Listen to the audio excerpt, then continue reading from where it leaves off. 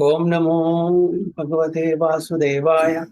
Om Namo Bhagavate Vasudevaya. Om Namo Bhagavate Vasudevaya. Om Ajnanatimirandasya Jnananjana Shalakaya Chakshurunmilitam Yena Tasmai Shri Guruve Namaha.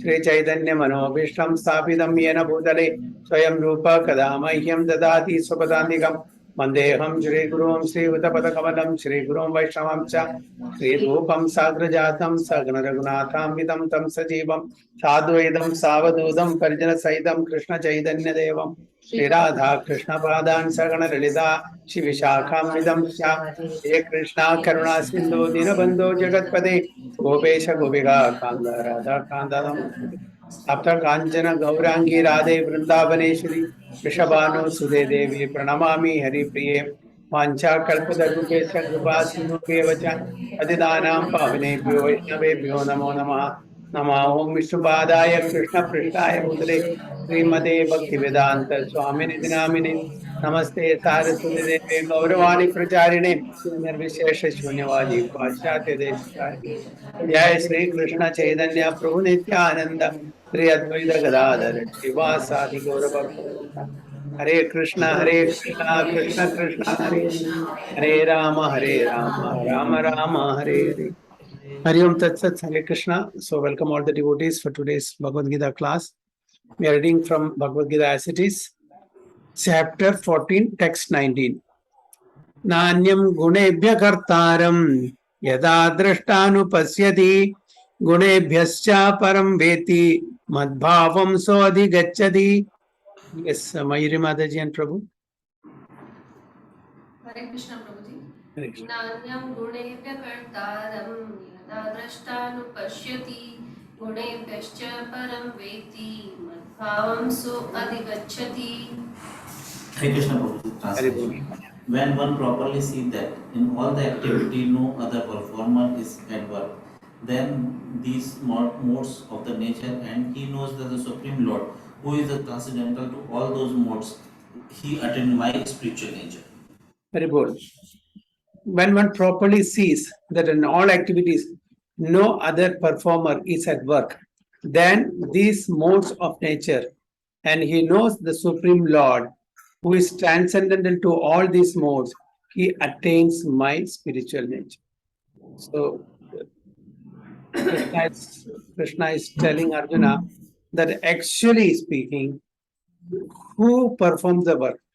It is the three modes of nature that makes a person to do any particular activity. That's why he is telling, when one properly sees that in all activities no other performer is at work than these modes.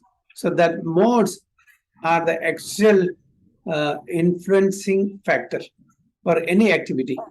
Because a person is in a particular mode, that facilitates the doer, the individual soul to do a particular activity. And when he knows that, plus when he knows the Supreme Lord, who is transcendental to all these modes, okay, who is not influenced by these three modes. Although he is in this material world, he is the creator of these modes, but he is aloof from that. So that person attains my spiritual nature. So what is that spiritual nature? He will transcend the three modes of material nature and go to the which status? Nirguna. Nirguna means spiritual nature. That is Satchidananda. Okay. Till goodness, we are indulging in activities that are in the material nature. Okay. Influenced by the three modes of material nature, that is goodness, passion, and ignorance.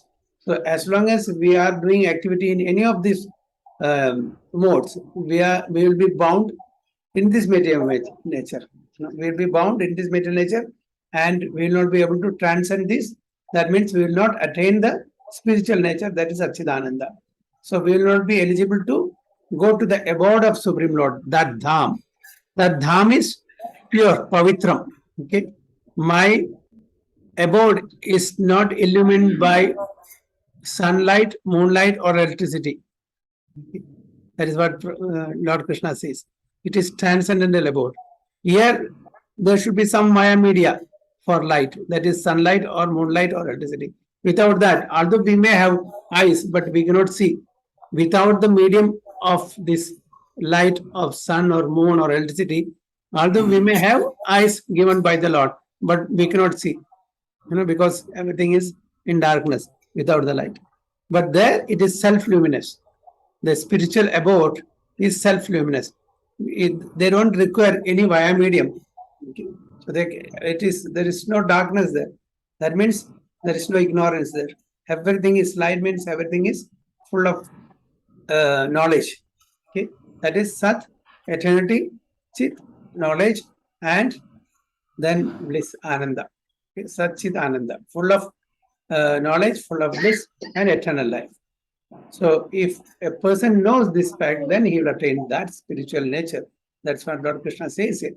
So one can transcend all the activities of the modes of material nature simply by understanding them properly, by learning from the proper source. So we should follow the great personalities. Mahajano ena gatasa pantha. We should follow in the footsteps of saintly personalities. That's what it's mentioned here.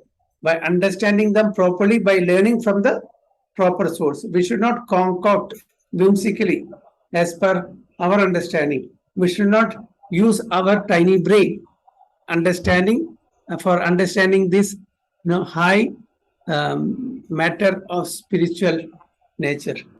We should follow in the footsteps. So what the Acharya says, we have to just follow that. We have to agree to that, because they are realized souls. That vidhi pranipadena prasnena sevaya upadekshanti te jnanam jnaninas tattva darshina. They're all tattva darshis. They have seen, they have realized the absolute truth. So those who have seen the truth, we should be able to follow them.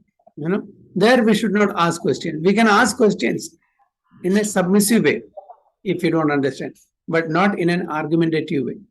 They're all saintly personalities. In the material world, yes, we can definitely ask questions, because whatever information we are getting materially from materially oriented people, they may not be 100% perfect. So there you can question, cross-question, and have a debate. But as far as spiritual subject matter is concerned, when it is coming from authority, we have to just simply follow that. It's not necessary for us to, for our understanding, for to know more, then we can ask submissive question, but not that we should argue, we should debate, make a debate and show up there.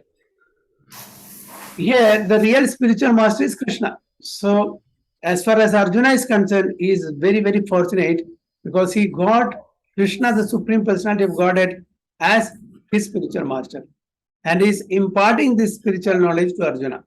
Similarly, it is from those who are fully in Krishna consciousness that one has to learn the science of activities in terms of the modes of nature. So this science of God, we should hear it from the right authority. So the right authority is either the Supreme Lord himself or his bona fide representatives. So Arjuna was fortunate enough to get the association of the Supreme Lord himself. But now we are not less fortunate. We are also not less fortunate. Why? Because we are also getting the true and bona fide representatives of Krishna.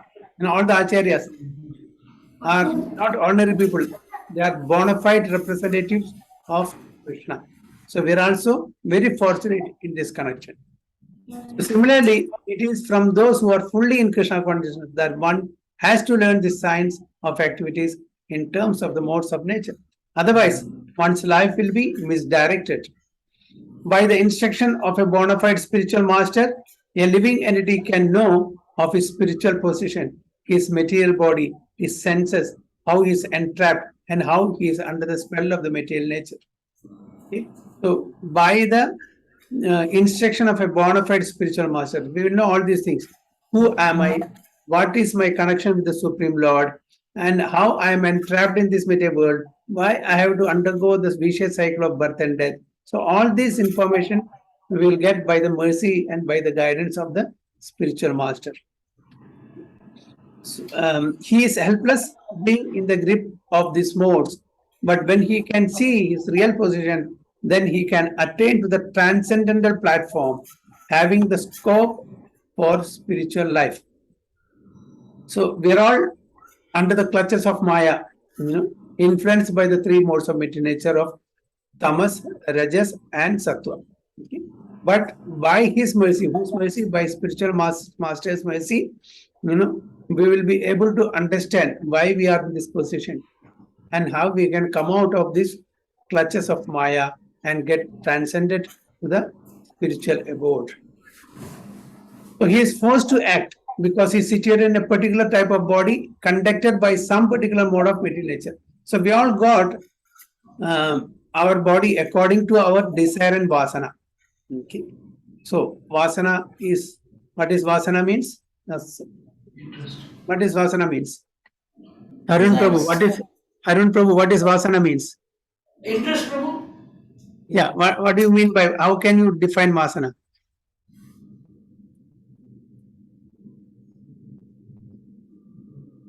Now here it is said that he is forced to act because he is situated in a particular type of body conducted by some particular mode of material nature. Okay. So we're all got body according to our desires and vasana. Vasana from the previous lives. So what do you mean by vasana? We can also, put in other word in samskaras, different samskaras, the impression from the previous lives. So vasana means in Malayalam, what is the meaning? Smell. Desires. Unfulfilled desires. No, vasana means smell, right? Yeah. Oh, vasana. Okay. Yeah. Okay. Yes, Prabhu. So this is connected to this also. We can connect this vasana to this also. Suppose there is a liquor bottle, okay, and you empty that, you wash it nicely and wipe it and just smell it. The vasana will still be there. The smell will still be there of the liquor, right? It will not go that fast. You'll take, after, many days of washing, only it will go. It will take time. So this vasana is the lingering habits that we have been carrying from time immemorial in different lives. The lingering habits. So just for example, our Purushottam Prabhu is chartered accountant. He in the finance department. The closing balance of this year is the opening balance of next year. Right? Right? So, and the opening balance of next year need not be the same closing balance of that year. It will change. Definitely it has to change because we are doing business. There should be, good business, then there should be profit. So, the at the end of that year, definitely the business, when it flourishes, there'll be a change. Similarly, whatever our closing balance of karma in the previous lives is the opening balance of karma in this present life. So the lingering habits of the previous lives is the opening lingering habits of this present life. But during the course of this particular life, we have to change, improvise ourselves. We have to change for good. How? By approaching a bona fide spiritual master, by taking suitable instructions from him for our spiritual advancement. So the vasana, the habits, the lingering habits, the character, all the samskaras that we have brought along from the previous lives, we have to change it. We have to transform those vasanas, material vasanas, into spiritual vasanas or desires. Then only there will be improvement. Then only the purpose of human life will be met. Otherwise, we are just doing the same thing again and again. We are not improving. Okay. So you got it by vasana because that lingering habits keeps happening again and again. Is it clear, Arun Prabhu? Yes, Prabhu. Yes. So that is vasana. So each one of us have got a particular body, okay, in a particular species, and we're all in a particular circumstances. Now you are, 5, 6 devotees are staying there. All of you are on different levels of consciousness and different statuses of lives, isn't it? Your likings and your likes and dislikes are different. Why?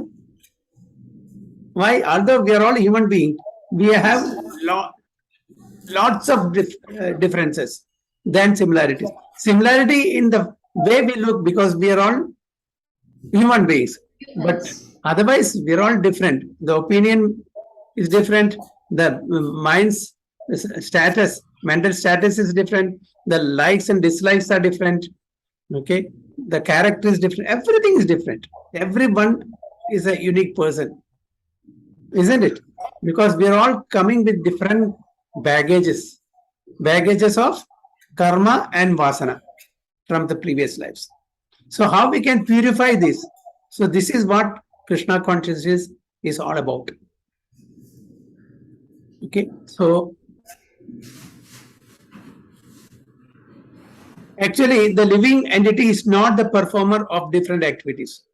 So it is said that now who is the actual this thing? Other the living entity, because of his desire, it's happening. But what makes him to do that particular activity? We'll see. He is forced to act because he is situated in a particular type of body conducted by some particular mode of material nature. So we are forced to act in a particular way. Why? Because we are in a particular mode of nature. Okay, we are conducted under the particular mode of a nature. That's why we are forced to do in a particular way. Unless one has to help, one has the help of spiritual authority, he cannot understand in what position he is actually situated. So to understand our actual position, we need some guidance from the spiritual authority. On our own, it is very difficult. Why? Because we don't have that knowledge, the proper knowledge. Again, whatever knowledge we have, that is imperfect, because we are getting this knowledge from wrong source, and we are judging based on our capacity to understand or conceive with our own senses, which are imperfect. So unless one has the help of his spiritual authority, he cannot understand in what position he is actually situated. With the association of a bona fide spiritual master, he can see his real position. And by such an understanding, he can become fixed in full Krishna consciousness. So that's why we have to, obey the instructions of the spiritual master. Madhavacharya had so many disciples. So whenever Madhavacharya used to give classes, spiritual discourses, the disciples used to take notebook and pen and note down all the points. And among them, they used to fight, which Madhavacharya used to observe. So why they were fighting for? I will write the commentary for our spiritual master's class. Each one of them used to fight. I will write. So he was observing that these disciples of mine are fighting for because they want name and fame. They can say, I have written the commentary or for my spiritual master, because for name and fame. So when he came to know about this, that one day he told, nobody will write commentary on my class. This buffalo will write. They say, buffalo was standing. This buffalo will write. So all the disciples got understood. The buffalo was eating grass there. This buffalo will write commentary on my class. They were all understood. And actually it happened. You know why? That buffalo in his next birth became Jayatirtha Swami. And he wrote the commentary of all his, this thing. He wrote Madhavacharya's all philosophical commentaries. That buffalo became Jayatirtha Swami. So like that. So why I'm telling this, because we have to obey the instructions of, not that for my benefit, for my name and fame, I want to show off so many things. I know so many things I'm following. Actually we want to please the Guru. So that is the important message that is given here. We have to please the Guru, not for my name and fame, for so that somebody will glorify me, somebody will praise me. No, that is not the intention. Our intention should be how we can please the spiritual master. So that should be our intention. Similarly, Ramanujacharya, he also had so many disciples. Okay, so one day, this Balaji or in Srirangam, the Lord was taken in procession. Okay, so all these disciples every day, but one day it so happened, all the disciples, whenever the Lord comes, the procession, they go and pay obeisance. But there was one disciple of Ramanujacharya, who usually at that particular point of time was busy in preparing milk for Ramanujacharya, because Ramanujacharya wants hot milk. So he didn't want to give some cold milk. So he was busy there. So all the disciples of Ramanujacharya thought, why this person is not coming when the Lord has come in procession for paying obeisances?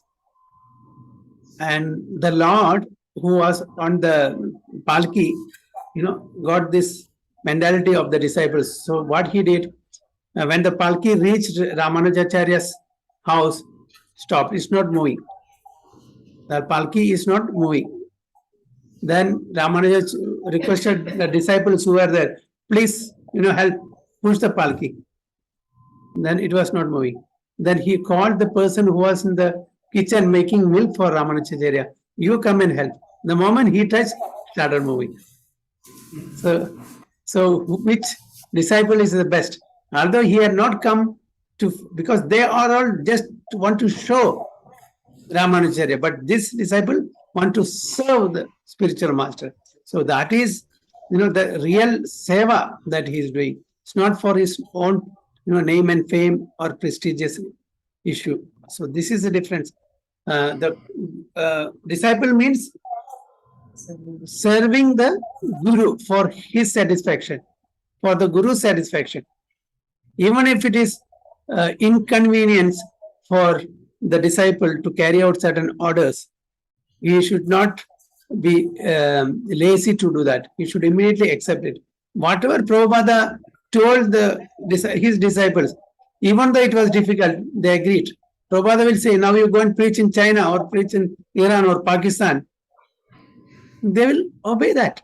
And they were successful because Prabhupada, being a spiritual master, would empower them.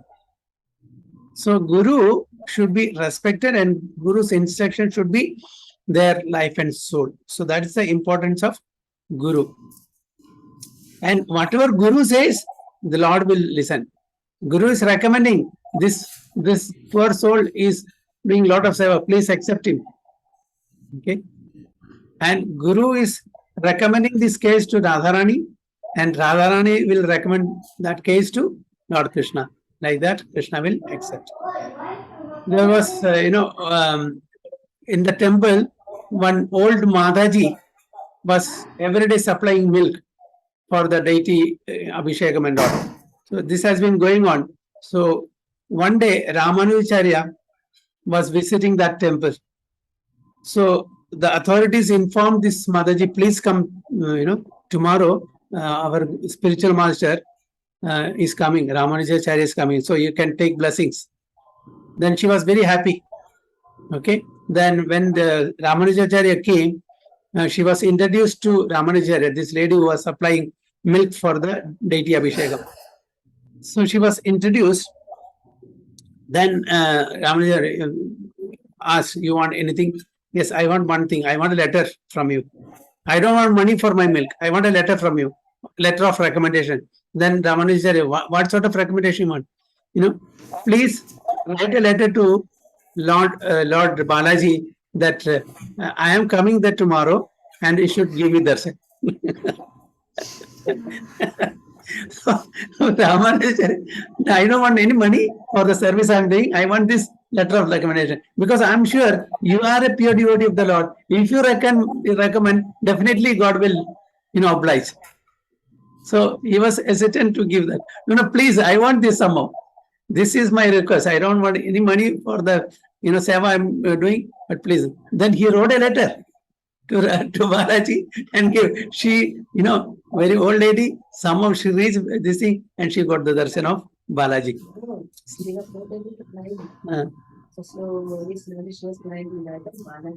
Okay, so it's like that. She was very old. She could not climb, the hill. She was going slowly. So Balaji himself came and gave darshan to, because she was very old. It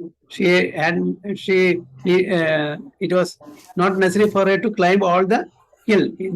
On the halfway itself, Balaji came and gave darshan to. So this is the importance of Guru in our life. Guru is the via medium, and Guru's recommendation is that, and if Guru is pleased, our deliverance is also guaranteed. Okay. So unless one has the help of spiritual authority, he cannot understand in what position he is actually situated. With the association of a bona fide spiritual master, he can see his real position. And by such an understanding, he can become fixed in full Krishna consciousness. A man in Krishna consciousness is not controlled by the spell of the material modes of nature. It has already been stated in the 7th chapter that one who has surrendered to Krishna is relieved from the activities of material nature. For one who is able to see things as they are, the influence of material nature gradually ceases. So slowly and gradually, we will be purified from our material existence, as we progress spiritually. Hare Krishna. So any questions or any comments?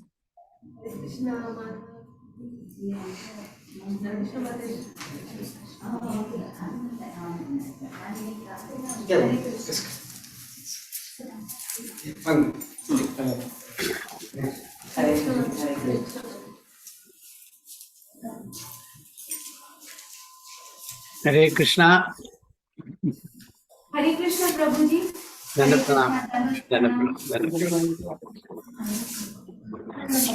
So shall we move on to the next sloka? Yes. Okay. Hari Bol. Gunan edan adityatrin dehi deha samudbhavan janma mrityu jara dukhe vimukto amritam ashnute. Yes, Sachimadaji and Prabhu. Yes, Prabhuji.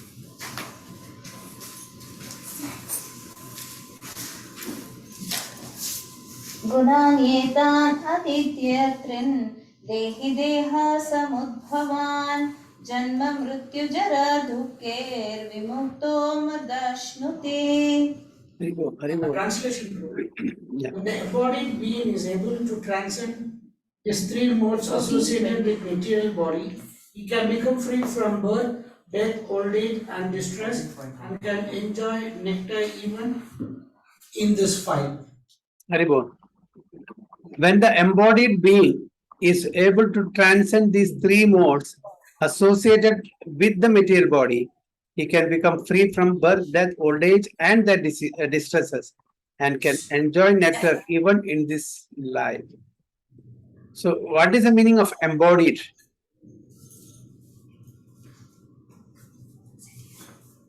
What is the meaning of embodied?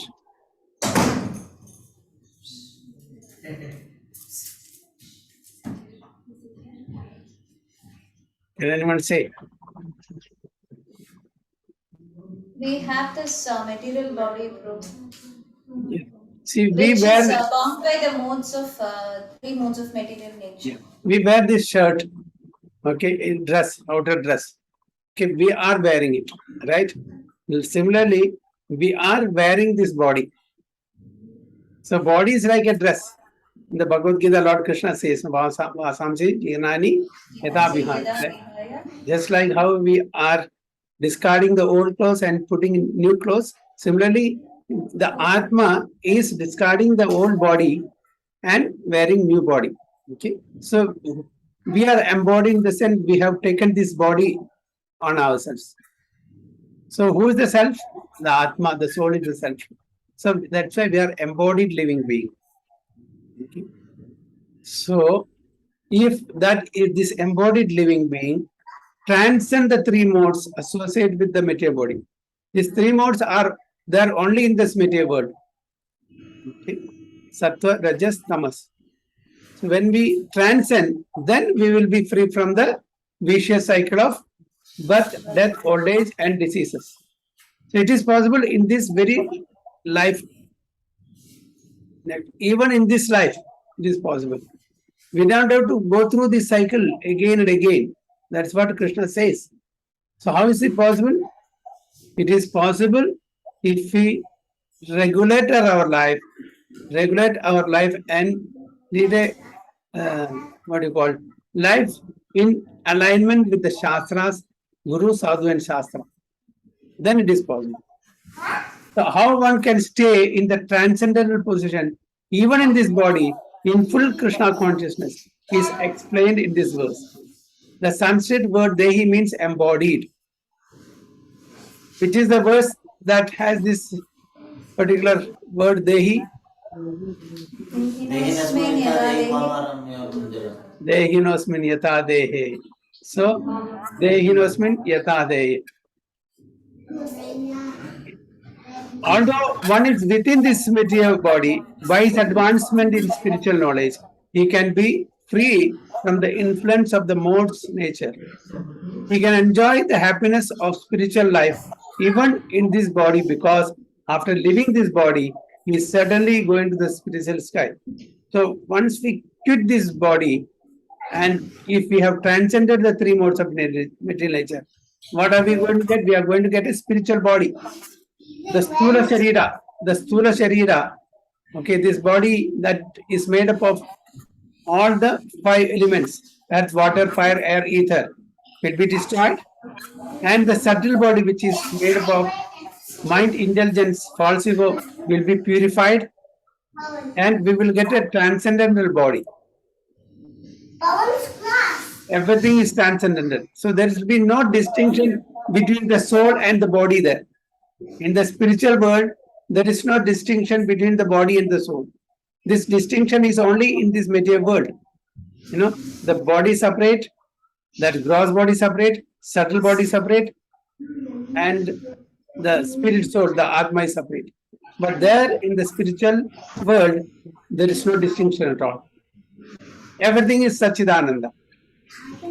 Okay? Satchit and Ananda.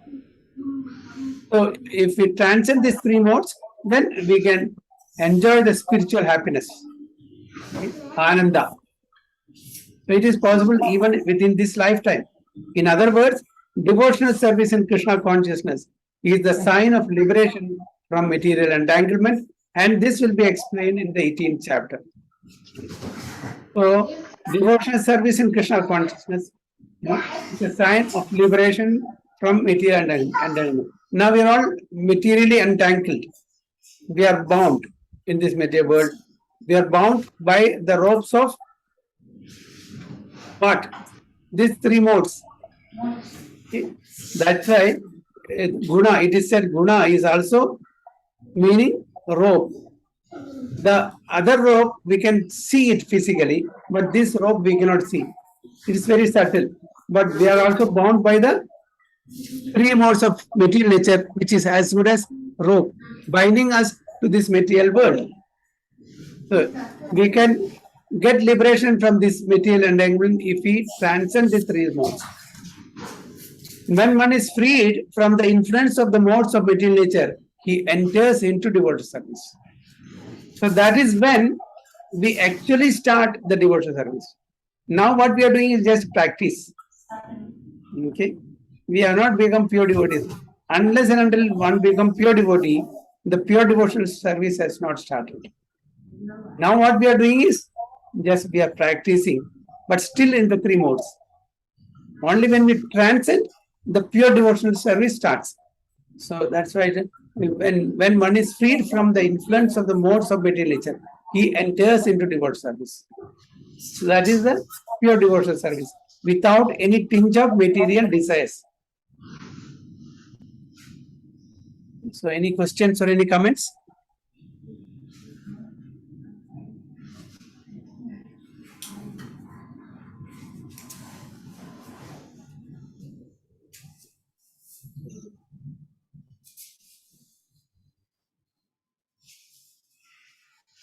Yes. No problem. We'll go to the next one. Okay, so one more, you have time, one more sloka we can take? Yes, Yes, Prabhu. Arjuna Vacha, Kerlinge Strin Gunanetan, Atito Bhavati Prabho, Kim Acharak Katam Chaitams, Strin Gunan Adivartade. Yes, Vandana Mataji. कैलिङ्गे स्त्रीङ्गुणानेतानुतीतो भवति प्रभो इमाचार कथं चैतां स्त्रीन् गुणान् अतिवर्तते. Prabhu is there? Yes, Prabhuji. Okay. Translation. Arjuna inquired, O my dear Lord, by which symptoms is one known who is transcendental to these three modes? What is his behavior, and how does he transcend the modes of nature? Very good. Arjuna inquired, O my dear Lord, by which symptoms is one known who is transcendental to these three modes? What is his behavior, and how does he transcend the modes of nature? So Arjuna wants to know from Supreme Lord, what are the symptoms of one who has transcended these three modes, how he behaves, and how he has achieved that. These are questions. Okay. In this verse, Arjuna's questions are very appropriate. He wants to know the symptoms of a person who has already transcended the material modes. He first inquires of the symptoms of such a transcendental person. How can one understand that he has already transcended the influence of the modes of material nature? Second question asks how he lives and what his activities are. Are they regulated or non-regulated? Then Arjuna inquires of the means by which he can attain the transcendental nature. That is very important. Unless one knows the direct means by which one can be situated always transcendently, there is no possibility of showing the symptoms. So all these questions put by Arjuna are very important, and the Lord answered. So basically Arjuna is asking three questions. One is, what are the symptoms of those who have transcended this material nature? Okay. And the second one is, how do we understand that he has, or that person has transcended this material nature, and how we can do that, how we can attain that, what are the means? These are the three questions posed by Arjuna to Krishna, and the answer to this is given in the next 4 verses, I think. Yeah. Okay, so it's a long purport. We won't be able to take this today, so we'll keep it for next class, so we can discuss about these 2-3 slokas that we have taken today. Devotees who have come late must have missed the first 2 verses, right? Saraswati Mataji had puja in her house, Prabhuji. That's why. No, I'm not telling that. Maybe she could not hear the first 1 or 2 verses. Yes, Prabhuji. Yeah, that's right. So we can just discuss 5-10 minutes if required.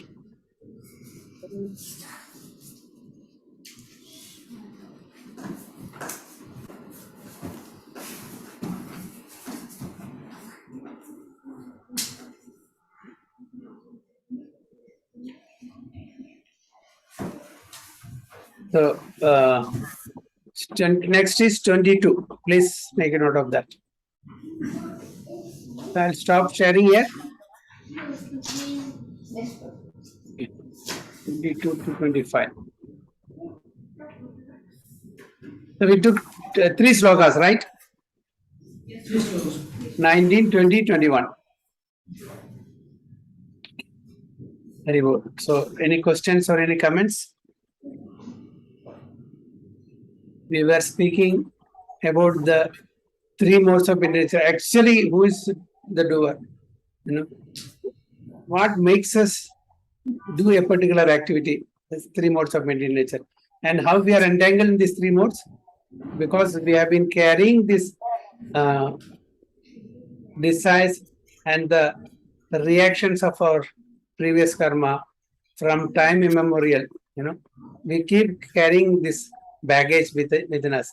So we are put in a particular body, okay, with a particular mode of nature, and we are forced to act in a particular way because of the influence of these three modes of material nature.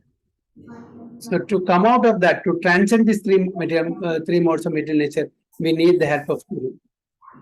On our own, it is not possible because we have so many limitations.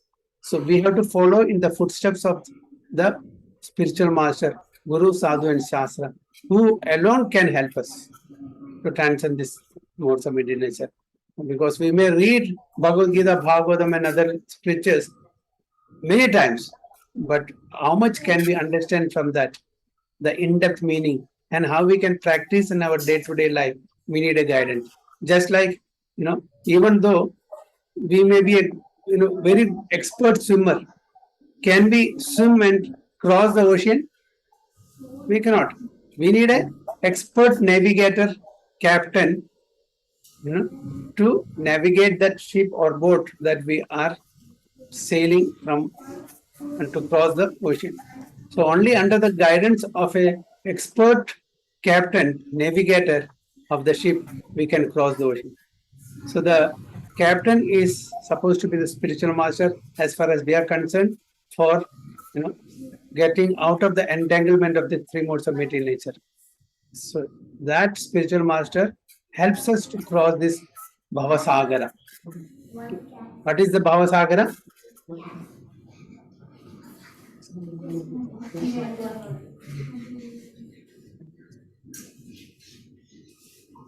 What is the Bhavasagara? What do you mean by Bhava?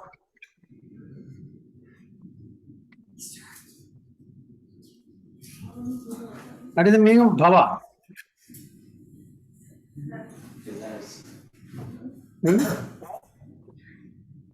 No one knows. You have heard this name, no? Bhavasagara? Yes. So what is meaning of Bhava? Bhava means the birth and death cycle. Sagra is ocean. So material ocean. The ocean of birth and death.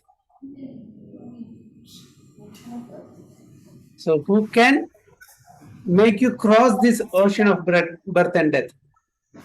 An expert captain who is expert in navigating.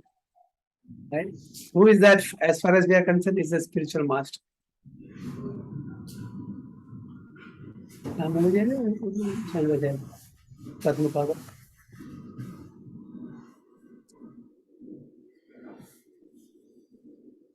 Like that. So samsara dava, the loka. Okay. So this samsara sagara, bhava sagara, samsara is also like that. It is a ocean of material existence. So material existence consists of birth, death, old age, and disease. It's just like a forest fire. The forest fire is not, lit by somebody. It comes on its own. Nobody has to, light up a forest fire. Because of wind, the friction of bamboo, something, it automatically gets started. And can the fire force go and extinguishes that fire? Forest fire? Then what is the way out to extinguish that? Rain should come. Rain. Without rain, it is not possible. How many extinguishers you can send? It's of no use. The natural rain should come. By the mercy of Krishna, the rain should come. So like that, we are also suffering in this material world of, forest fire. Unless until we get the mercy of the Guru, the rain of mercy of Guru, we will not be able to come out of this material existence. That's why we are every day morning singing Samsara Dava, requesting. And this is Guru Ashtakam. And Guru is engaging us in the devotional service of that divine couple, Radha and Krishna. And when Guru is pleased, our purification starts.